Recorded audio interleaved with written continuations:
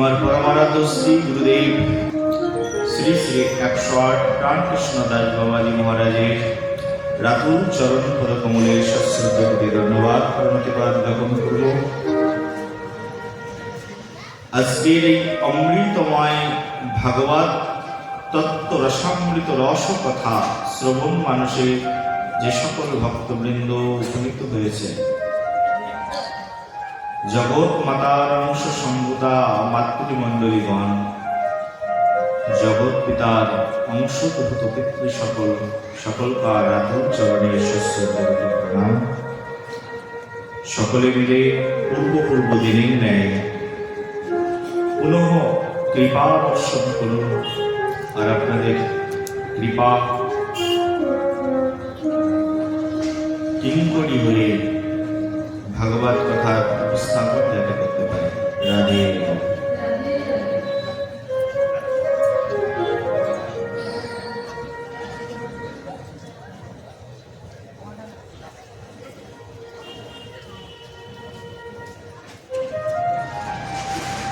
আমরা বিগত দিনগুলোতে ভাগবতের অনেক উন্নত অমৃতময় পাবনী চরিত্র কথা শ্রবণ করেছি। আজকে আমাদের আস্বাদনের বিষয় ভাগবতের দশম স্কন্ধের অমৃত প্রবাহ। ভাগবতের দশম স্কন্ধকে গুহ্যতর অমৃত প্রবাহ বলা হয়েছে। সব কথা সার কথা যেন ভাগবতের দশম স্কন্ধের মধ্যে লুকিয়ে রয়েছে। ভাগবতের অন্যান্য স্কন্ধগুলো যেন নতশিরে প্রণাম করে অপেক্ষা করছেন এই দশম স্কন্ধকে দর্শন করবার জন্য। আর সেই পরমদর্শী দশম স্কন্ধে আমরা আজ ভাগবতের অমৃতময় কথা শ্রবণ করব। আমাদের এই জগতে ভগবান কতজন যদি কাউকে প্রশ্ন করা হয়, এই জগতের অনেক মূঢ় মানুষ আছে, এক একজন এক এক ধরনের প্রশ্নের উত্তর দেয়, কিন্তু ভগবান এই জগতে একজন।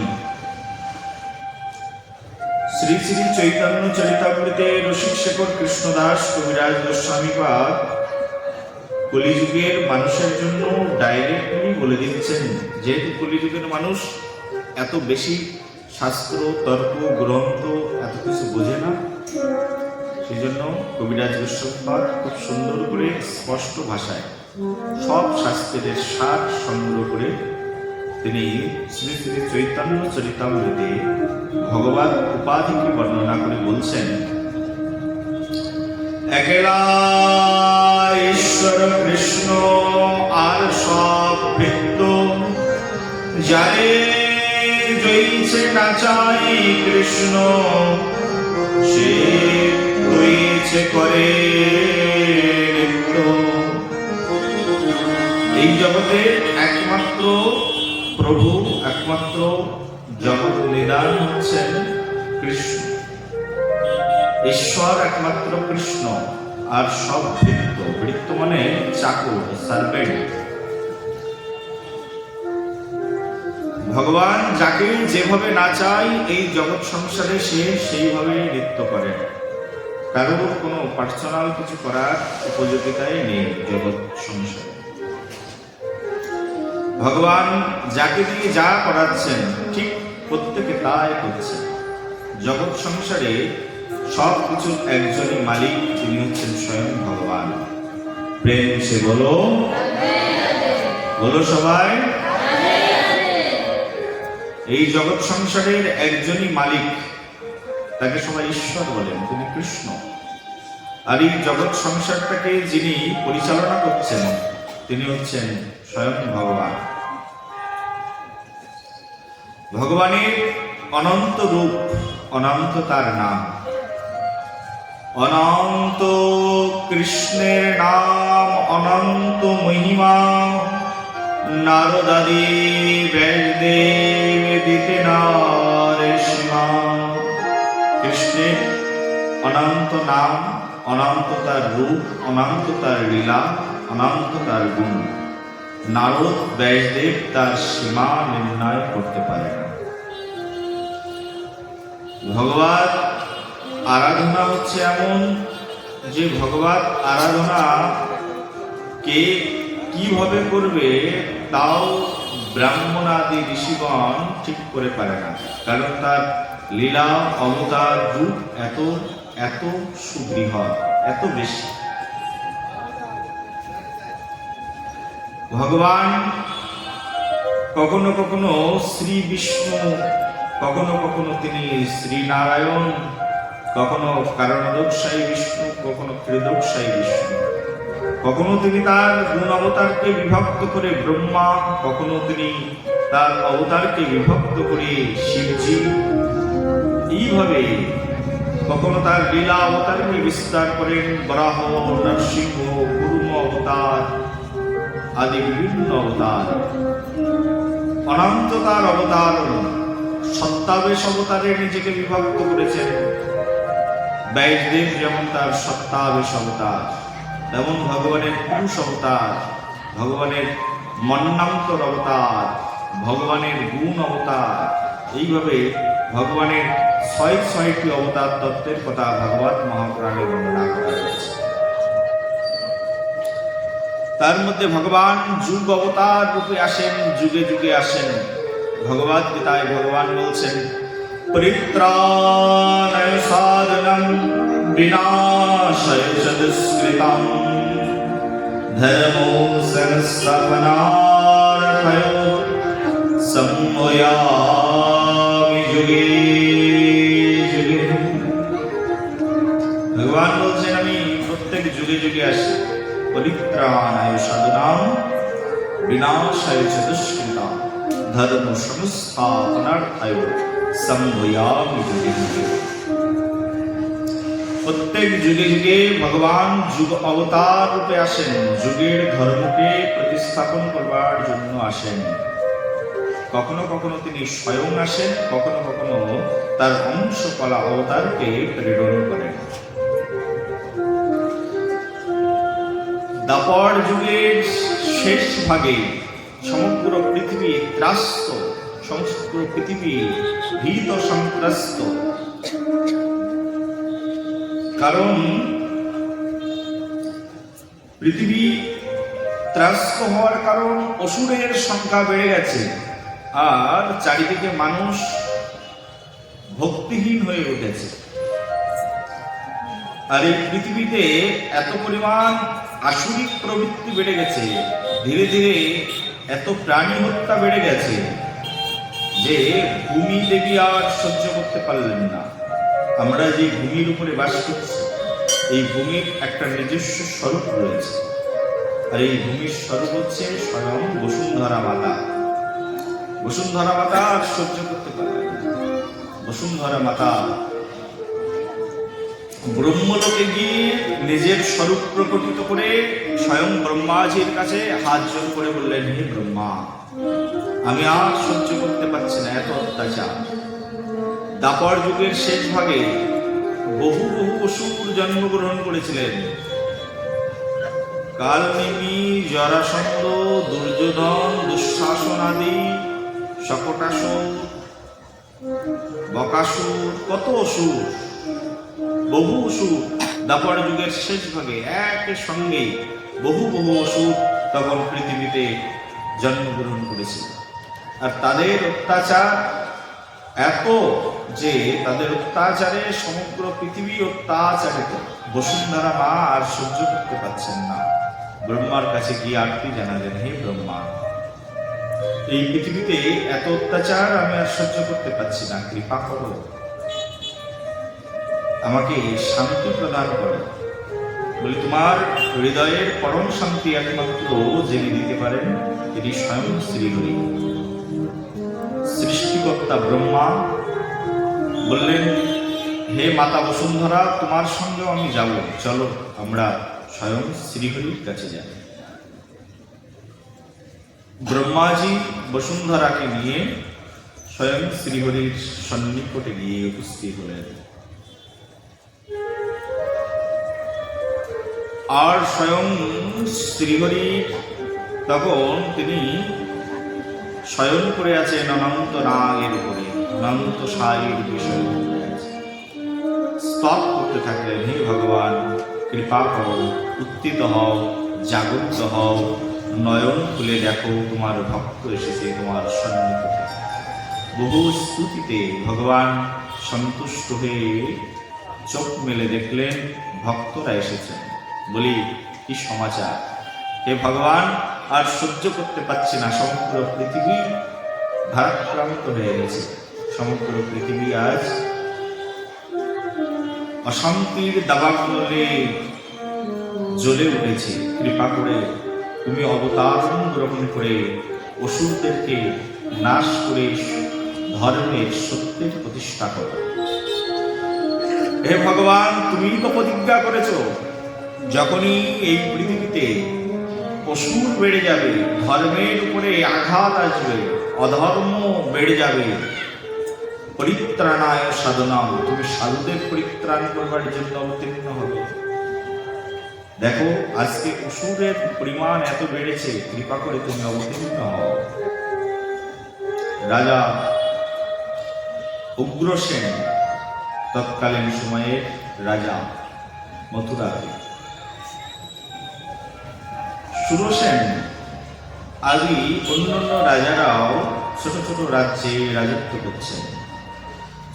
চন্দ্রবংশে তৎকালীন সময়ে রাজা হচ্ছে দেববীর, আর দেববীরের পুত্র হচ্ছে সুরসেন, আর তার পত্নী মারিসার গর্ভে বসুদেব আদি 10 জন পুত্র জন্মগ্রহণ করেছে এবং তার মধ্যে 5টি কন্যা জন্মগ্রহণ করেছে। বসুদেব যখন জন্মগ্রহণ করেছিলেন, বসুদেবের জন্মের কারণে চারিদিকে দুন্দুবি বেজে উঠেছিল, সেই জন্য বসুদেবের আর এক নাম হচ্ছে আনন্দ দুন্দুবি। আনন্দ দুন্দুবি তার নাম হয়ে গেল। এই বসুদেব আর দেবকীর গর্ভে 8টা পুত্র জন্মগ্রহণ করার প্রতিশ্রুতি হয়ে গেল। এই বসুদেব এবং দেবকী, এই বসুদেব দেবকীর গর্ভে পরপর 8টি সন্তান জন্মগ্রহণ করলেন। তার মধ্যে প্রথম যে সন্তান তার নাম হচ্ছে কীর্তিমান, দ্বিতীয় সন্তানের নাম সুসেন, তৃতীয় সন্তানের নাম ভদ্রাসেন, চতুর্থ সন্তান ঋজু, পঞ্চম সন্তান হচ্ছে সম্বর্ধন, ষষ্ঠ সন্তান ভদ্র। আর এই দেবকীর গর্ভে 7ম সন্তান আসলেন। এই 7ম সন্তানকে দেবকী মাতা জন্ম দেওয়ার আগে ভাবছেন যে আমার গর্ভে 7ম সন্তান এসেছে, আর এই 7ম সন্তানকে যদি আমি জন্ম দিই তাহলে এই 7ম সন্তানকে কংস হত্যা করে দেবেন। তৎকালীন সময়ে সবচেয়ে বড় অসুর ছিলেন মথুরাতে, নাম হচ্ছে কংস। নিজের পিতাকে বন্দী করে নিজেই রাজা হয়ে গেলেন। আর এই কংস একবার তার খুব নিয়ারেস্ট বন্ধু, খুব নিকটতম বন্ধু এই বসুদেবের সঙ্গে তার নিজ ভগ্নী দেবকীর বিবাহ ঠিক করলেন। কিন্তু বিবাহ যেদিন ঠিক করলেন সেদিন খুব আনন্দে বিবাহের দিনে বিবাহ করিয়ে বোনকে নিয়ে সঙ্গে করে যাচ্ছেন, আর রাস্তা দিয়ে যাওয়ার সময় তিনি একটা দৈববাণী শ্রবণ করলেন। সেই দৈববাণীটা হচ্ছে দেবের বাণী। দৈববাণী মানে হচ্ছে দেববাণী। পূর্বকালে দৈববাণী শোনা যেত, আকাশ থেকে দৈববাণী হতো। এখনো পর্যন্ত আকাশ থেকে দৈববাণী হয়, দেবতারা বিভিন্ন ইঙ্গিত প্রদান করেন। কিন্তু বর্তমান যুগে মানুষ পাপিষ্ঠ হওয়ার কারণে আর দেবতাদের সঙ্গে তাদের সঠিক সম্পর্ক না থাকবার কারণে সেই সকল ইঙ্গিত বর্তমান যুগে বুঝতে পারেন না। পূর্বকালে দৈববাণী হয়েছিল, আর সেই দৈববাণী শ্রবণ করেছিলেন কংস। দৈববাণীতে দেবতারা বললেন যে কংস, তুমি যাকে সঙ্গে করে নিয়ে যাচ্ছ তোমার ভগ্নী, এই ভগ্নীর অষ্টম গর্ভজাত সন্তান তোমাকে মৃত্যুদণ্ড প্রদান করবে, তার হাতেই তোমাকে মৃত্যুবরণ করতে হবে। একথা শ্রবণ করে সঙ্গে সঙ্গে কংস অশীপত্র নিয়ে দাঁড়িয়ে গেলেন দেবকীকে হত্যা করবার জন্য। এসব কথা আপনারা সবাই জানেন। খুব করে হাত জোর করে বসুদেব প্রার্থনা করলেন, আমার অষ্টম সন্তানের দ্বারাই তোমার মৃত্যু হবে, তাহলে আমার স্ত্রীর প্রাণ ভিক্ষা দাও। বুঝে শুনে অনেক অনুরোধ অনুনয় বিনয়ের পরে দেবকীর প্রাণ ভিক্ষা দিলেন। বললেন, তবে শর্ত আছে, যতদিন তোমরা সন্তান জন্ম না দেবে, অষ্টম গর্ভজাত সন্তান যতদিন জন্ম না হচ্ছে, ততদিন তোমাদেরকে আমার কারাগারের মধ্যে থাকতে হবে।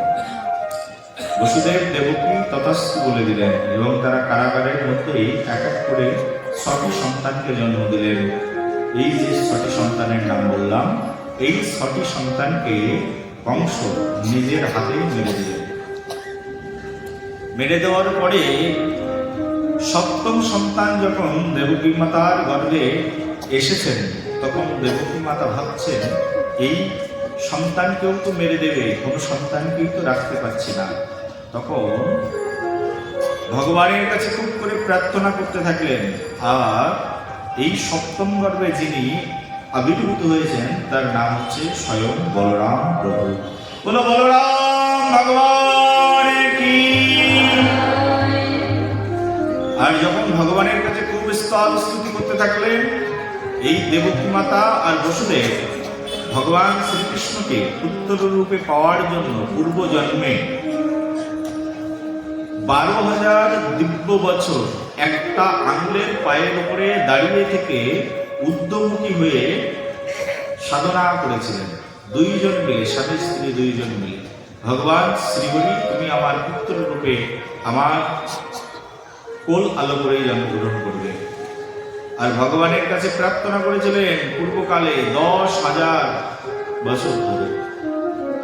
ঝড় গেছে, বৃষ্টি গেছে, খরা গেছে, জলোচ্ছ্বাস গেছে, কত ভূমিকম্প চলে গেছে, কত বছর কেটে গেছে, কিন্তু তাদের তপস্যা শেষ হয়নি। তপস্যায় একদিন স্বয়ং ভগবান সন্তুষ্ট হলেন। এই দেবকী মাতা এবং বসুদেব পূর্বজন্মে যখন প্রার্থনা করলেন, যখন তাদের প্রার্থনায় ভগবান সন্তুষ্ট হয়ে বললেন, আমি পরবর্তী জন্মে তোমাদের পুত্র রূপে জন্মগ্রহণ করব, তখন সেই স্থানটি হবে মথুরা। আজকে সেই দেবকী মাতা, সেই বসুদেব বহু বহু প্রার্থনার ফলে আজকে ভগবান শ্রীকৃষ্ণকে সন্তান রূপে পেয়েছেন। তার পূর্বে কৃষ্ণ কোথাও আসবার আগে তার সঙ্গে তার প্রিয় সহচর এই বলরামকে সঙ্গে করে নিয়ে আসেন। যুগে যুগে যখনই ভগবান এসেছেন, ভগবান সঙ্গে সঙ্গে তার এই প্রিয় সেবক, তার অংশাবতার বলরামকে সাথে করে নিয়েই আসেন। এর আগের যুগ যখন ত্রেতা যুগ ছিল, সেই ত্রেতা যুগেও ভগবান শ্রীরামচন্দ্র তার এই অংশাবতার, তার অংশের অংশ এই রামচন্দ্র রূপে যখন এসেছিলেন, তখন লক্ষ্মণ ঠাকুরকে সঙ্গে করেই এনেছিলেন। এছাড়াও আরো তার 3টি অংশকলা ছিল, তার মধ্যে ভরত এবং শত্রুঘ্ন যুক্ত ছিলেন। কিন্তু ভগবান যখন যেখানেই যান, সঙ্গে বলরামকে সাথে করে নিয়ে যান। এই বলরামই হচ্ছেন পূর্বলীলার লক্ষণ, আর এই লীলায় তিনি হয়েছেন বলরাম। বলরাম রূপে যখন তিনি 7ম গর্ভে এসেছেন, ভগবান তখন মায়া শক্তিকে বিস্তার করে দিয়েছে। আর মায়া শক্তি বিস্তার করে দিয়ে 7ম গর্ভকে ট্রান্সফার করে দিয়েছেন রোহিণী দেবীর গর্ভে। বসুদেবের আর এক স্ত্রী রোহিণী দেবী, তিনি তখন গোকুলে অবস্থান গ্রহণ করছিলেন। মথুরা থেকে গোকুল কিছুটা দূরে, আর এই গোকুলে তার বন্ধু নন্দ মহারাজের গৃহে এই রোহিণী দেবী থাকতেন। 7ম গর্ভকে ট্রান্সফার করে রোহিণী দেবীর গর্ভে স্থানান্তরিত করে দিলেন। কেউ কেউ বলতে পারেন এটা কি সম্ভব? এখন তো অ্যাভেলেবেল সম্ভব। এখন তো গর্ভ ভাড়া নিয়ে গর্ভ ট্রান্সফার করে দিয়ে দিচ্ছে, টেস্ট টিউব বেবি বানিয়ে দিচ্ছে। সম্ভব না কেন? পূর্বকালে সম্ভব ছিল বলেই এখন সম্ভব হচ্ছে। বলো একবার রাধে রাধে, প্রেম সে বলো। এইগুলো দেখেই তো ব্লুটুথের আবিষ্কার হয়েছে। এক জায়গা থেকে ট্রান্সফার করে আর এক জায়গায় দেওয়া যায়, এই কনসেপ্ট থেকেই তো ব্লুটুথ আবিষ্কার হয়েছে। তাহলে আমার মোবাইলের মধ্যে একটা সুন্দর ফাইল আছে, একটা গান আছে, এই গানের ফাইলটা কেন আমি তোমার মোবাইলে পাঠাতে পারবো না? সঙ্গে সঙ্গে ট্রান্সফার করে আরেকজনের মোবাইলে দিয়ে দিচ্ছি, হয় না? হ্যাঁ, আমি তো বসে আছি কলকাতায়, এই কমিটির বাবুরা আমাকে ফোন করে বলছেন যে মহারাজ আপনার একটা ছবি পাঠিয়ে দিন, আমরা এখানে ব্যানার বানাবো আর ব্যানার বানিয়ে টানিয়ে দেবো। কলকাতাতে বসেই তো আমি একটা ছবি পাঠিয়ে দিলাম, সেন্ড করে দিলাম হোয়াটসঅ্যাপের মাধ্যম দিয়ে, ওনারা এখানে বসে বসে বের করে নিয়েছে। সম্ভব কি সম্ভব না? যদি এখন এই যুগে সম্ভব হয়, ওই যুগে সম্ভব ছিল না? ওই যুগে তো আরো টেকনোলজি উন্নত ছিল। বলো একবার প্রেম সে বলো। এখনকার যুগে আমরা প্লেনে উঠে চলে যাই, কলকাতায় যাওয়ার ইচ্ছা হবে, এখান থেকে প্লেন ধরতে হবে। কোথা থেকে জানো? গুয়াহাটি। এখান থেকে প্লেন ধরো, একেবারে কলকাতায় গিয়ে নামো। কলকাতা থেকে প্লেনে উঠে যাও, একেবারে উঠতে উঠতে তোমাকে দিল্লিতে নিয়ে যাবে। দিল্লি থেকে গাড়ি ভাড়া করো, একেবারে বৃন্দাবনে তোমাকে নিয়ে পৌঁছে দেবে। বলো বৃন্দাবন ধাম কি। সেই জন্য আমরা এখন যেমন এরোপ্লেনে চলে যাচ্ছি এক জায়গা থেকে আরেক জায়গায়, হেলিকপ্টারে চলে যাচ্ছি, ট্রেনে চলে যাচ্ছি, পূর্বকালে আরো অনেক উন্নত টেকনোলজি ছিল। পূর্বকালে এমন পুষ্পক বিমান ছিল যে পুষ্পক বিমানে কোনো ভক্ত উঠলে সেকেন্ডের মধ্যে এক স্থান থেকে আরেক স্থানে নিয়ে চলে যাবে। কখনো কখনো আমরা তো এখন আর মঙ্গল গ্রহে তাই যেতে পারি না। সবাই মঙ্গল গ্রহে যেতে পারে? স্পেশাল কিছু ব্যক্তিরা রয়েছে যারা গবেষণার সঙ্গে যুক্ত, তারাই যেতে পারে। ইচ্ছা করলে কেউ চাঁদে যেতে পারে। কিন্তু আগের যুগে এরকম ছিল, কেউ যদি মনে করতো মঙ্গল গ্রহে যাবো, তো পুষ্পক বিমানে ওঠার সঙ্গে সঙ্গেই মঙ্গল গ্রহে নিয়ে চলে যেত। নারদ মুনির তো কোনো বিমানই লাগে না, শুধু নারায়ণ নারায়ণ বলে আর এক স্থান থেকে আরেক স্থানে চলে যায়। বলো একবার। তো পূর্ব যুগের মানুষের শক্তি বেশি ছিল না, এখনকার যুগের মানুষের শক্তি বেশি। বলো, পূর্বকালে রাজারা বিমানে উঠে চলে যেতেন। এমন রথ ছিল, সেই রথ মন্ত্র উচ্চারণ করলেই চলত। দুষ্কৃতিকারী রাবণের এমন একটা রথ ছিল যে রথের মধ্যে সীতা দেবীকে হরণ করেছিলেন। এই রথে কোনো ইঞ্জিন লাগানো ছিল না, এমনিতেই মন্ত্রের বলে যখনই রাবণ যেখানে যেতে বলতেন সেখানেই চলে যেতেন। মেঘনাথ এমন একটা রথ চালাতো, মেঘের মধ্যে দিয়ে উড়ে চলে যেত, কেউ দেখতেই পেত না তাকে। বলো একবার রাধে রাধে, প্রেম সে বলো। অর্জুনের কাছে এমন বিমান ছিল, অর্জুন কয়েক মিনিটের মধ্যে স্বর্গে চলে যেতেন, আবার স্বর্গ থেকে নেমে আসতেন। এরকম বিমানে উঠতেন অর্জুন। ভগবান শ্রীকৃষ্ণ দ্বারকাধীশ, তিনি যখন দ্বারকার রাজা ছিলেন, রুক্মিণী সত্যভামাকে নিয়ে, রুক্মিণী মাতাকে নিয়ে তিনি একবার বিমানে উঠে ভ্রমণ করতে বেরিয়ে তিনি বৈকুণ্ঠ আদি লোক ভ্রমণ করে চলে এসেছেন। স্বর্গ আদি লোক জয় করে চলে এসেছে। কেমন বিমান ছিল চিন্তা করো।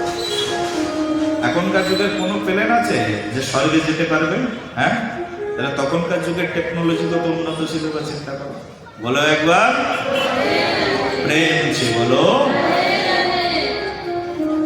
তৎকালীন সময় অনেক উন্নত ব্যবস্থাপনা ছিল, এখনকার যুগের মতো রাস্তা ছিল না। রামচন্দ্রের যুগে রাস্তাগুলো একেবারে পুরো সিঙ্গাপুরের চেয়েও নিট অ্যান্ড ক্লিন রাস্তা ছিল। এত সুন্দর রাস্তা, সবসময় পরিষ্কার, চারিদিকে পুষ্প উদ্যান, কানন পরিবেষ্টিত, পরিখা পরিবেষ্টিত, আর ঝর্ণা দিয়ে সদা সর্বক্ষণ কুলুকুলু রবে জলধারা প্রবাহিত। স্নিগ্ধ কমনীয় প্রকৃতি ছিল তৎকালীন সময় রামচন্দ্রের যুগে। রাম রাজ্য বলা হয় এই কারণে, রাম রাজ্য শ্রেষ্ঠ রাজ্য। দ্বাপর যুগেও ব্যবস্থাপনা অনেক সুন্দর ব্যবস্থাপনা ছিল। বর্তমান যুগের ঘোড়ারা যে পরিমাণ ছুটতে পারে তার চেয়ে সহস্র গুণে ছুটতে পারত পূর্বকালের ঘোড়াগুলো। আর পূর্বকালের রথগুলো তারা জলের মধ্য দিয়ে চলতে পারত, আবার স্থলে চলতে পারত, আবার ঊর্ধ্বলোকে বায়ুর উপর দিয়েও চলতে পারত। এমন উন্নত রথ ছিল পূর্বকালে। সেই জন্য শুধু ভক্তগণ, নিজেদেরকে যতই উন্নত বলি না কেন, কিছুই উন্নত হয়নি। বলো একবার। নিজেদেরকে আমরা যদি বলে থাকি যে আমরা খুব উন্নত, প্রকৃতপক্ষে ভারতের মতো উন্নত পৃথিবীতে আর কিছু নেই। ভারতের শাস্ত্র সবচেয়ে উন্নত। এই পৃথিবীর সবচেয়ে উন্নত কিছু যদি থেকে থাকে তা হচ্ছে ভারতের বৈদিক দর্শন, তা হচ্ছে ভারতীয় শাস্ত্র, ভারতীয় জ্ঞান, ভারতীয় বিদ্যা। এই ভারতীয় বিদ্যা, ভারতীয় জ্ঞানের চেয়ে শ্রেষ্ঠ আর কিছু নেই। আজকে বর্তমান পৃথিবীতে যা কিছু আবিষ্কার হয় সব ভারতীয় বিদ্যা থেকেই তৈরি হয়। পারমাণবিক অস্ত্র থেকে শুরু করে যত বড় বড় বোমা বারুদ যাই সন্ত্রাসীরা তৈরি করছে না কেন, সবকিছু বেদ থেকে রিসার্চ করে, সবকিছু বেদের আধারে তৈরি হচ্ছে। আজকে পৃথিবীর সবচেয়ে বড় বড় মেডিসিন কোম্পানিগুলো যে মেডিসিন আবিষ্কার করছে, ঔষধ আবিষ্কার করছে, সব ঔষধের সব প্রণালী বেদ থেকে এসেছে। অথর্ব বেদ, আমাদের যজুর্বেদ শাস্ত্র, এর মধ্যে তো পুরো এই সকল বিদ্যাই প্রদান করা রয়েছে। তো সেই জন্য আজকে যা কিছু আবিষ্কার হয় সবকিছু আবিষ্কারের মূল হচ্ছে আমাদের এই বৈদিক শাস্ত্র। ভারতের সবচেয়ে বড় সম্পদ যদি কিছু থেকে থাকে তা হচ্ছে আমাদের বেদ, তা হচ্ছে আমাদের এই শাস্ত্র গ্রন্থ। বলো একবার প্রেম সে বলো। আর ভারতের সবচেয়ে বড় দুর্ভাগ্য যদি কিছু থেকে থাকে তাহলে এই বরপেটা রোডে যারা যারা আমার সামনে বসে বসে পাঠ শুনছেন, যারা এখনো পর্যন্ত গীতার 700 শ্লোকের একটা শ্লোকও পড়েননি, তারা হচ্ছে পৃথিবীর সবচেয়ে বড় দুর্ভাগা। যদি পৃথিবীর সবচেয়ে বড় দুর্ভাগা থেকে থাকে তাহলে আমার সামনেই বসে আছে। তার মধ্যে কেউ কেউ আছে যারা অধ্যয়ন করেছে, যারা ভাগবত পড়েননি, তারাই সবচেয়ে বড় দুর্ভাগা। এর চেয়ে বড় দুর্ভাগা আর কে আছে? এত বড় পৈতৃক সূত্রে, জন্মসূত্রে এত বড় সম্পদ পেয়েছি, কিন্তু সম্পদ ইউজ করতেই জানি না। মানে বাচ্চাই রয়ে গেলাম, বড়ই হলাম না। বলো একবার। বলো তো, একটা ছোট্ট বাচ্চার কাছে যদি একটা সোনার মেডেল দিয়ে বলা হয় তুমি এটা গ্রহণ করো, তোমাকে আমি দিলাম, তখন ওই ছোট্ট বাচ্চা, দুধ খায় যে বাচ্চা, দুগ্ধপ্রস্য বাচ্চা, সে কি করবে? সোনার মেডেলটা নিয়ে গালের মধ্যে পুড়বে, পুড়ে বলবে এই তো খাবার জিনিস পেয়েছি। মনে করবে এর ভিতরে সন্দেশের মতো মনে হয় টেস্ট হবে, খেতেই শুরু করবে। হ্যাঁ কি না বলো? কিন্তু একটা স্বর্ণের মেডেল কি সেটা খাওয়ার বস্তু? এর গুরুত্ব কি ওই বাচ্চা বুঝতে পারে? স্বর্ণের গুরুত্ব যখন সে বড় হয় তখন সে বুঝতে পারে। কিন্তু আমরা এখানে যারা বসে আছি বেশিরভাগ মানুষ বড়ই হলাম না। বলো একবার প্রেম সে বলো। সেই জন্য ভক্তগণ, ভাগবতে 18,000 শ্লোক আছে। 18,000 শ্লোক মানে এক একটা মুক্তার মতো, এক একটা রত্ন। 18,000 শ্লোক একবার তো অধ্যয়ন করে দেখুন, জীবন ধন্য হয়ে যাবে। এক একটা শ্লোক মানে আমাদের জীবন আদর্শ। ভাগবতের শ্লোকগুলো, বৈদিক সূক্তের যে সকল শ্লোক, সেগুলো আমাদের জীবনকে প্রতিস্থাপন করে দেয়, নতুন জীবন প্রদান করতে পারে। বেদের স্তুতিগুলো, বেদের শ্লোকগুলো, ভাগবতের মধ্যেই বেদের স্তুতি করা রয়েছে। ভাগবত এমন গ্রন্থ, সেই জন্য গুরুর কাছে বসতে হবে ভাগবত পড়বার জন্য। বরপেটা রোডে কি কোনো গুরু আছে ভাগবত শেখাবে এরকম? হ্যাঁ আছে? বলো নেই? তাহলে কত দুর্ভাগ্য চিন্তা। এত বড় একটা শহর, এখানে একজন গুরু নেই যিনি ভাগবত শেখাতে জানেন। এখানে কতটা ডাক্তার আছে ঠিক নেই, ঘরে ঘরে ডাক্তার আছে। এখন নিজের ছেলেকে সবাই ডাক্তার বানাতে চায়, ইঞ্জিনিয়ার বানাতে চায়, পাইলট বানাতে চায়, কিন্তু কেউ এই জগতে নিজের পুত্রকে ভাগবত আচার্য বানাতে চায় না। এটাই হচ্ছে আমাদের জীবনের সবচেয়ে বড় দুঃখ। এই দুঃখের কথা বলে আর শেষ করা যায় না, যতই বলতে থাকি দুঃখ যেন আমার নিজের ভিতরে আরো বেড়ে যায়। চিন্তা করো, এত বড় একটা শহর, এর মধ্যে একজন ভাগবত আচার্য নেই যিনি ভাগবত শেখাতে পারেন, ভাগবত বলতে জানেন, ভাগবত বসে বসে শেখাবে।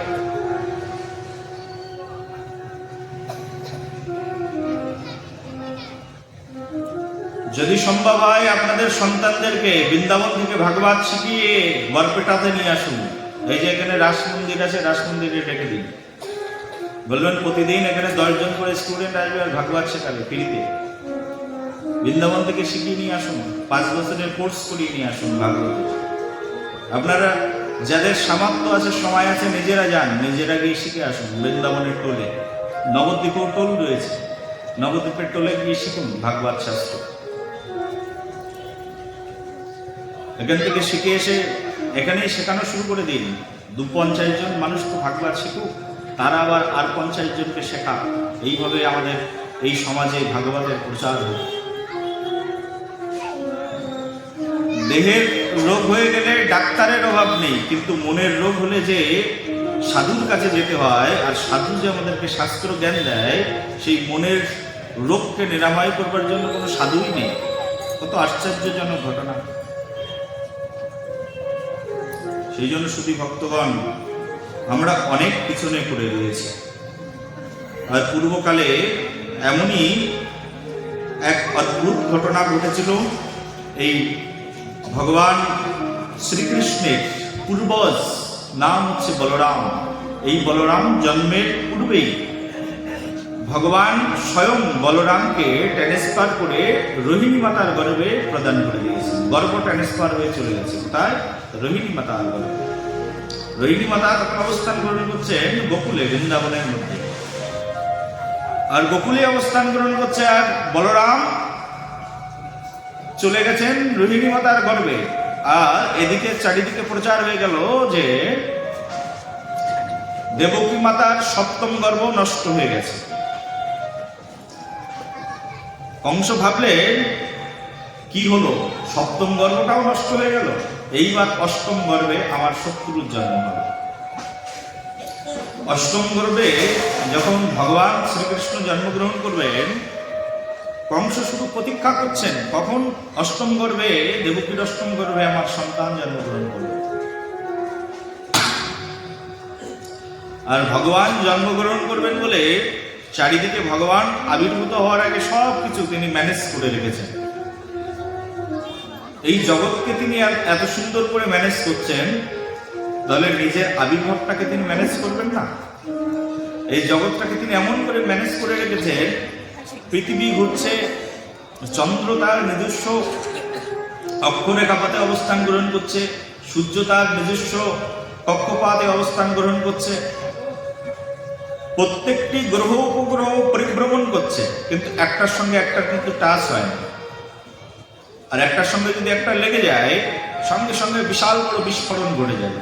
কিন্তু ভগবান কত সুন্দর করে কন্ট্রোল করতে জানেন। তিনি কত বড় কন্ট্রোলার যে পৃথিবীটাকে একেবারে লাটিমের মতো ঘুরিয়ে দিয়েছেন, আর ফনফন করে পৃথিবীটা ঘুরছে। চন্দ্র, সূর্য, তারকা, নক্ষত্র, কত শত নক্ষত্র, একটার সঙ্গে আর একটার কোনো ডিস্টার্ব নেই। নিজস্ব বিন্দুতে, নিজস্ব রাস্তায় সবাই নিজ নিজ ভাবে চলাফেরা করছে। বলো একবার প্রেম সে বলো।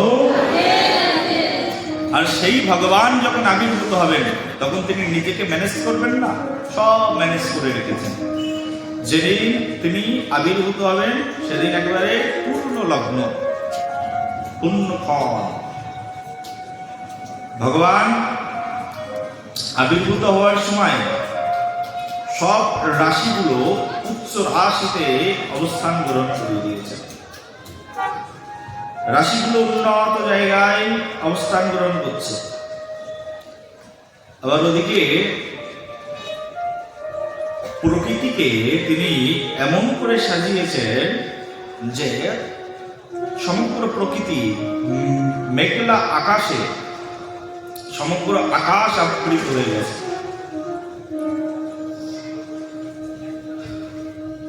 আর রাতের বেলা প্রায় রাত 12টা, এখনকার সময়ে মনে করুন 12টা, মধ্য রজনীতে ভগবান শ্রীহরি আবির্ভূত হবে। আর মধ্য রজনীতে যখন ভগবান শ্রীহরি স্বয়ং ভগবান আবির্ভূত হবেন, তখন চারিদিকে পাখির কলরব শোনা গেল। বলি এমন হয় না মধ্যরাতে পাখিরা ডাকে? কিন্তু সেদিন ডেকেছিল। মধ্যরাতে যে সকল ফুলগুলো কখনো কোনোদিনের জন্য ফোটেনি, অস্ফুট কলিকায় ঝরে পড়ছিল, সেই সকল ফুলগুলো মধ্য রজনীতে ফুটে গেল। অবাক করা বিষয়। যদি বিজ্ঞান বিশ্বাস করা হয় তাহলে বিজ্ঞানীরা বলবে, যদি সূর্য না ওঠে, সূর্যের সালোক সংশ্লেষণ প্রক্রিয়া, বৃক্ষরাজির অবস্থান এবং সূর্যের অবস্থান যদি না হয়, তাহলে কোনো বৃক্ষ সজীবতা, প্রাণবন্ততা আনতে পারে না এবং কোনো বৃক্ষে ফুলই ফোটে না। কিন্তু সেদিন রাতে অবাক করে সবাই দেখলেন যে পুষ্পরা আপন ইচ্ছায় প্রস্ফুটিত হয়ে গেল। যে ফুলগুলো ঝরে পড়ছিল সে ফুলগুলো প্রাণবন্ত হয়ে গেল, শুকনো ফুলগুলো প্রাণবন্ত হয়ে গেল, যেন কেউ আজকে আসবেন আর তার সেবার জন্যই ফুলগুলো, শুষ্ক ফুলগুলো একেবারে সজীব প্রাণবন্ত হয়ে গেল। চারিদিকে গন্ধ মৌ করতে থাকলো। প্রকৃতির পক্ষে এক উজ্জ্বল দৃষ্টান্ত প্রতিস্থাপিত হয়ে গেল। প্রকৃতি যেন আপন রঙে সেজেছেন আজকে। সেই প্রকৃতি কেউ কখনো দেখেনি। আহা, এমন সুন্দর প্রকৃতি, এমন সুন্দর ব্যবহার কেউ দেখেনি। কংস হঠাৎ ভাবলে যে প্রকৃতি এমন চেঞ্জ কি করে হয়ে গেল? আজকে মনে হয় কোনো অঘটন ঘটতে চলেছে আমার সঙ্গে, আমার শত্রু আজকে আসবে কি আসবে না। কংস ভাবতে শুরু করলেন, ভাবতে ভাবতেই যোগনিদ্রায় ঘুমিয়ে পড়লেন, সঙ্গে সঙ্গে ঘুমিয়ে পড়লেন।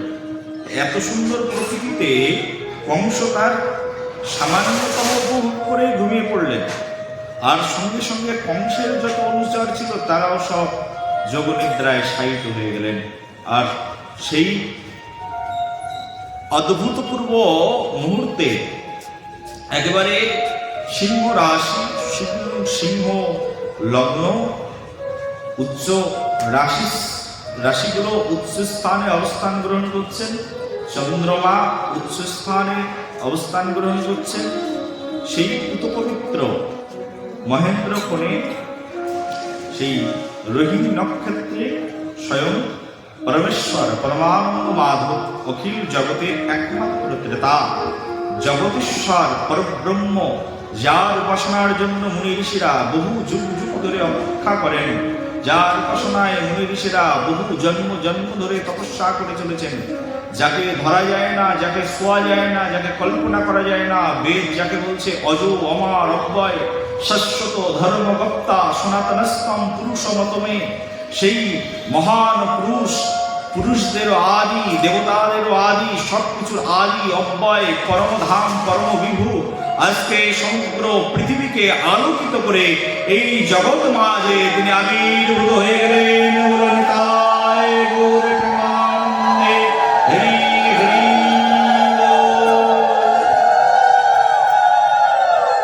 সেই পরমধাম পরমবিভু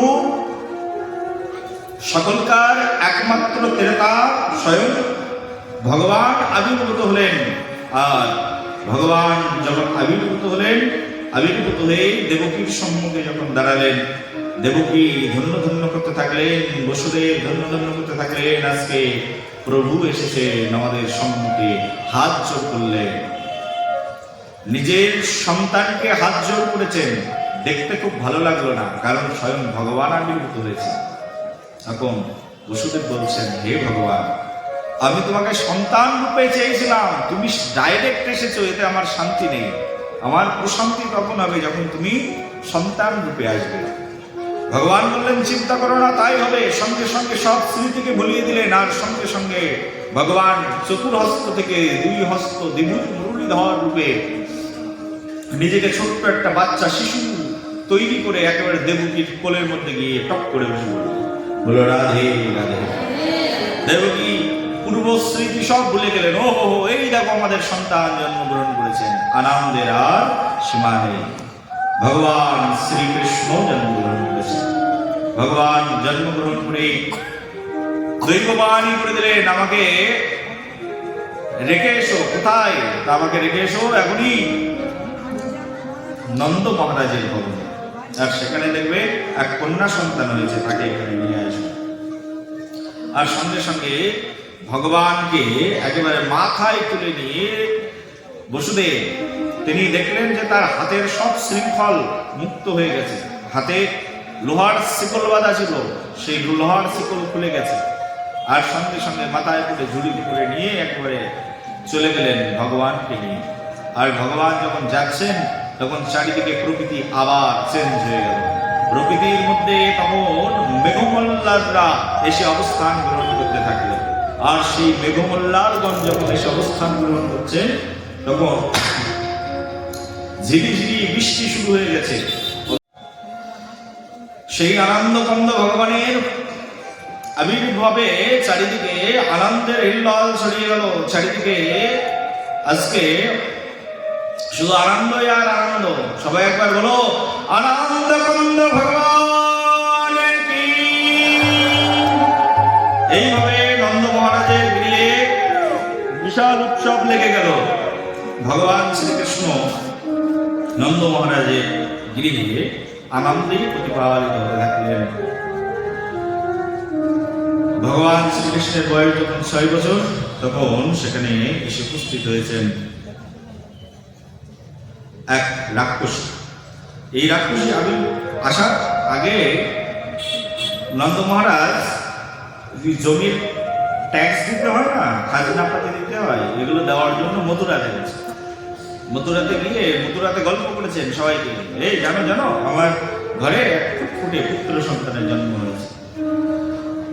আর এই কথা কংসের কানে চলে গেল। কংস ভাবলেন না জানি এই নন্দ মহারাজের ঘরে আমার শত্রু আছে কিনা ঠিক নেই।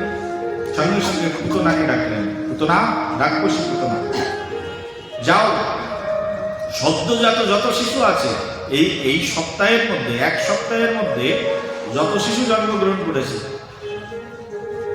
সবাইকে বিষ খাইয়ে মেরে দিয়ে এসো। একবার শুরু করে দিলেন মথুরা থেকে মারা, মারতে মারতে মারতে মারতে প্রচুর পুত্র সন্তানদেরকে মারতে মারতে একেবারে গোকুলে গিয়ে পৌঁছেছে। আর গোকুলে গিয়ে পৌঁছে গোকুলে যখন যাবেন, বৃন্দাবন, গোকুল তো বৃন্দাবন, বৃন্দাবনে তো যে কোনো মানুষ যেতে পারে না। বৃন্দাবনে যেতে গেলে বৃন্দাবনের সাজ আলাদা। বৃন্দাবনে যে কোনো মানুষ ঢুকতে পারে না। পুতনা ভাবলেন আমি বৃন্দাবনে যাব, কিন্তু বৃন্দাবনে আমি যদি আমার এই রাক্ষসী অবস্থা নিয়ে যাই তাহলে বৃন্দাবনে প্রবেশ করে আমি কোনো অনিষ্টই করতে পারবো না। বৃন্দাবনে প্রবেশ করবার জন্য খুব সুন্দর করে কপালে তিলক কেটে নিলেন পুতনা রাক্ষসী। আর তার রাক্ষসী রূপটাকে ঢেকে নিয়ে একবার সুন্দরী রূপ ধারণ করলেন। এখনকার যুগের বিউটি পার্লার আর তখনকার যুগের বিউটি পার্লার অনেক পার্থক্য আছে। এমন করে সাজলেন পুতনা রাক্ষসী, একেবারে পুরো দেহটাকেই চেঞ্জ করে দিয়েছেন, আমরা কেউ চিনতেই পারবো না, এমন করে চেঞ্জ করে দিয়েছে। পুরো দেহটা দেখে মনে হচ্ছে কোনো অপ্সরা, কোনো দেবী মাতার মতো সেজেছেন। কপালে সুন্দর সুস্পষ্ট তিলক ধারণ করেছেন। আবার চুলের মধ্যে মল্লিকা, মালতী, জ্যোতিকার মালা গুজে রেখেছে। বৃন্দাবনে যেমন সাজে খুব সুন্দর করে সেজেছেন। সেজে এবারে বৈষ্ণবীর বেশ ধারণ করে বৃন্দাবনের মধ্যে প্রবেশ করেছেন। আর বৃন্দাবনে যেই না প্রবেশ করেছেন, প্রবেশ করার মাত্রই হৃদয়ের মধ্যে যেন একটা আনন্দ হিল্লাল হয়ে গেল পুতনার। কারণ হতে পারে অসুর, কিন্তু বৃন্দাবনে ঢুকলেই স্বয়ং রাধা কৃপা কটাক্ষ পাওয়া যায়। বৃন্দাবনে ঢুকেই পরম আনন্দ অনুভব করলেন। আর আনন্দে আনন্দে গোকুলে একেবারে নন্দ ভবনের মধ্যে গিয়ে পৌঁছালেন। নন্দ ভবনের মধ্যে গিয়ে পৌঁছে যখন সবার সামনে গেলেন, দেখলেন যে বিশাল বড় অনুষ্ঠান হচ্ছে নন্দ ভবনে। ষষ্ঠ দিন মানে 6 দিন, 6 ডে। এই ষষ্ঠ দিনে তখন ষষ্ঠী উৎসব, ভগবান শ্রীকৃষ্ণ ষষ্ঠী পূজা হচ্ছে। অনেক ভক্ত এসেছেন ভগবান কৃষ্ণকে দর্শন করতে, নন্দের পুত্রকে দর্শন করতে। কত মানুষ সেখানে এসেছেন। আর এত শত মানুষ নন্দ তনয়কে দর্শন করতে এসেছেন, আর পুতনা রাক্ষসী নন্দ তনয়কে দর্শন করতে সেখানে গেছে।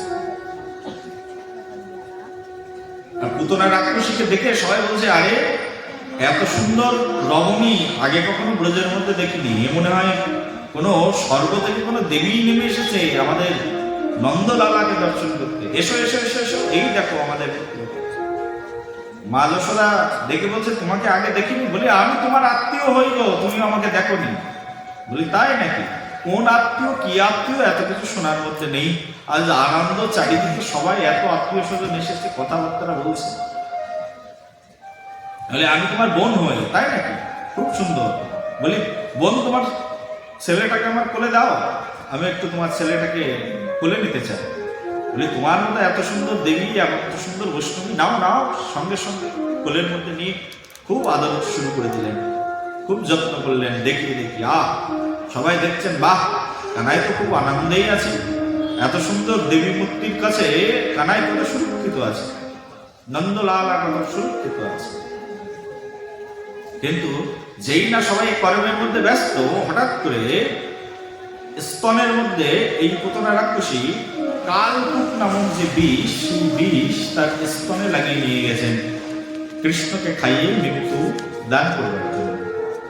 আর সেই কালকূট বিষ মাখিয়ে নিয়ে তিনি সবাই যখন কাজে ব্যস্ত, তখন ভগবান কৃষ্ণকে কোলের মধ্যে নিয়ে তখন কৃষ্ণের মুখের মধ্যে স্তনটা ধরেছে।